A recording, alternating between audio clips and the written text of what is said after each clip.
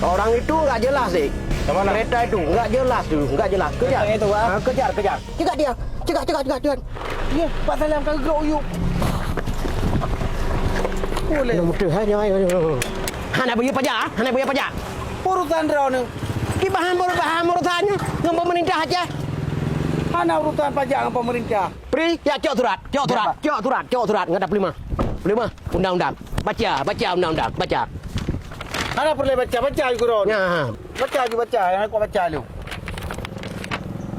Undang-Undang Nomor 22 Tahun 2009. Ah, Nyapu ya? Taman nyapu ya? Orang drone empat ni pegawai negeri ya. Empat. dah Aceh. Pemerintahnya empat. Dah Aceh. Manyo kerja di luar? Kerja di luar ya. Hai, nyata perumahan dong di Medan. Mana mau rumah ini? Drone pegawai negeri hino di Aceh.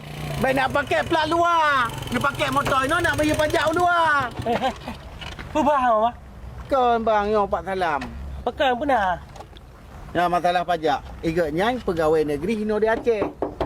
You pakai motor luar agak bayar pajak luar. Genik mati hino bak tanya hino di Aceh. Ai, nyo mau tahu ai nang long di Medan. Ku pakai dia. Buka. Jadi baik susah li. Ha, kipas apa? Ha. Di kantor Samsat tengah nak pemutihan.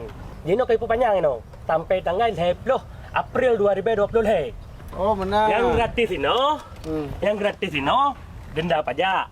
Denda pajak nak payah bayar. Dan lagi Pak Salam. Plat luar. Kaji kantor ju plat Aceh. Minta peng di Aceh. Yang kerja. Tak bayar pajak luar Aceh. Halusnya ino bebas biaya progresif. Ya, contoh. Motor rono mati pajak 7 tahun. Cukup bayar 2 tahun pokok mendang. Lain je bebas, denda bebas. Dan contoh plat Honda Loan. BL 45JA, BL saja. Nyot, arung tangan pajaknya lagi. Ya, angkanya. Oh beres.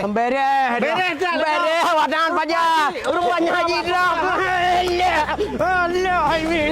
Pajak. Bayar pajak.